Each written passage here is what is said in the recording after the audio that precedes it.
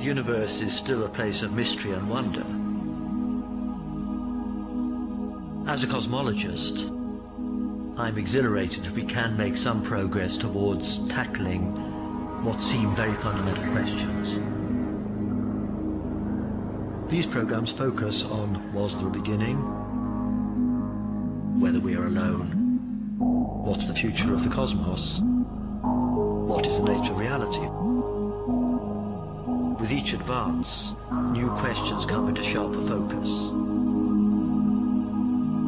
The key issue is what we still don't know.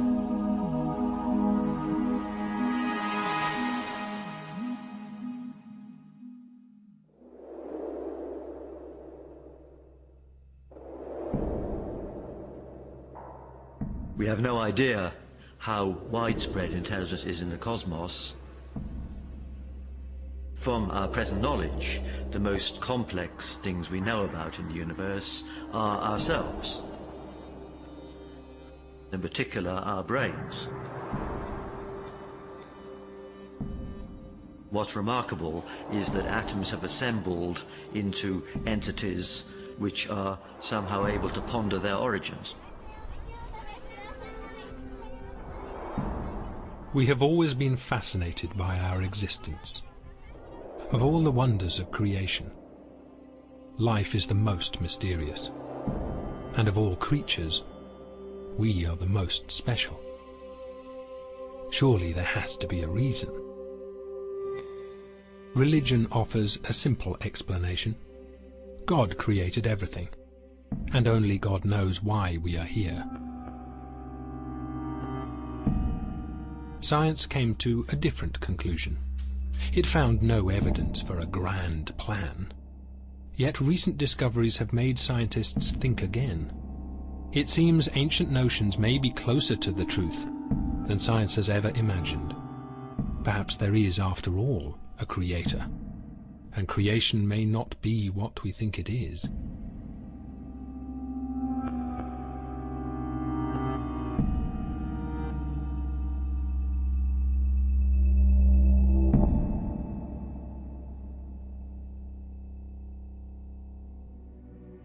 Every religion has its own fantastic story to explain our creation.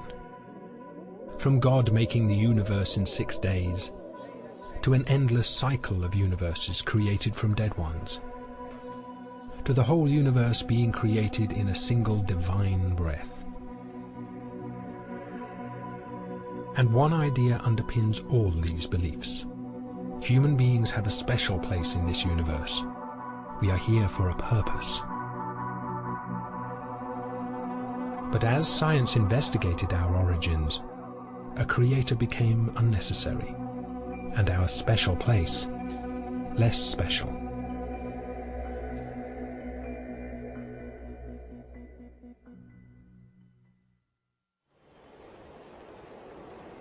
Historically, we humans have undergone a series of demotions, a series of blows to our ego.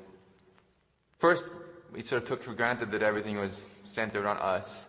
Most religions and mythologies sort of reflect that. And then, of course, we realized that the world was much bigger than we thought.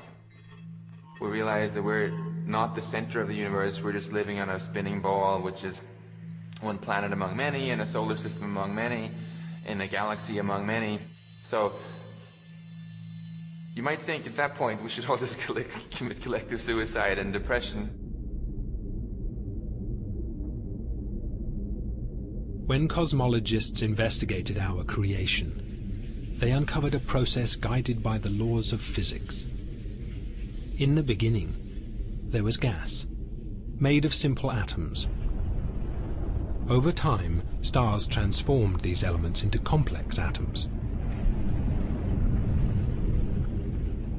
As these heavier atoms spread throughout the universe, they combined to create everything we can see.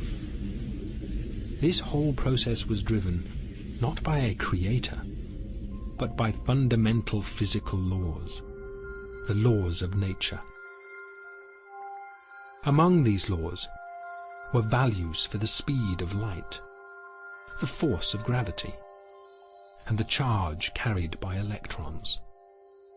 The difference between the law of nature and the law of the land is that, no matter what your political persuasion is, we all obey them, whether we like it or not. There's no exceptions to the laws of nature. The precise values for the fundamental laws of nature were set at the very beginning of our universe, in the Big Bang. The rest was just mathematics. The Big Bang was, in a sense, rather simple.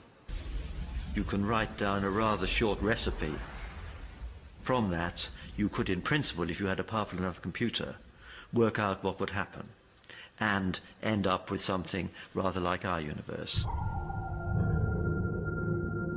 But could it really be that simple?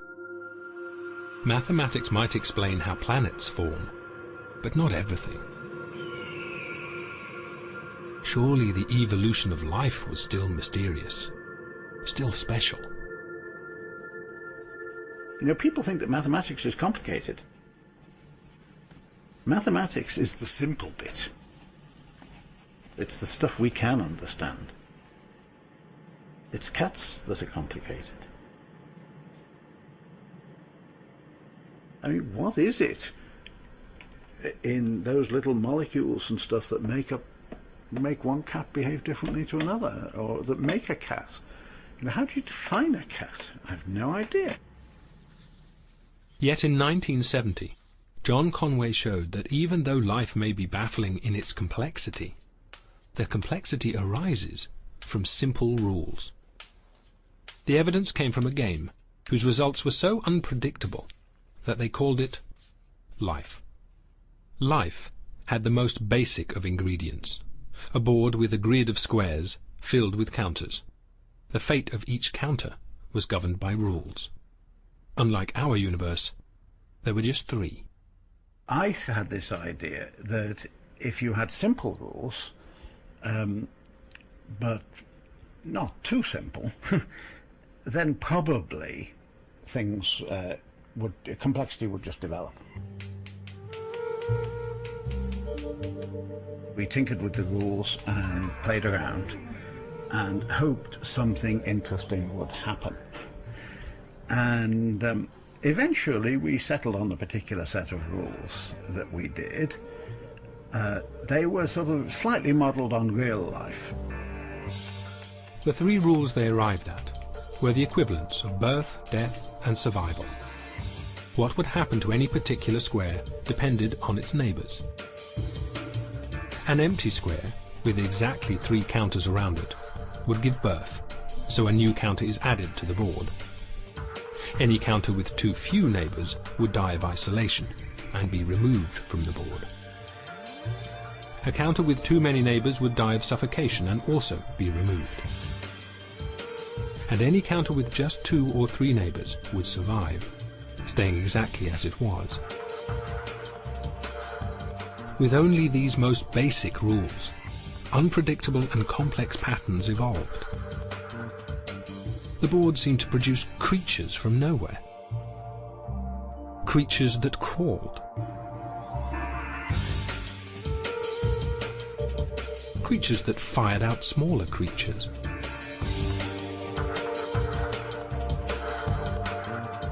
Pumps that looked like a primitive heart.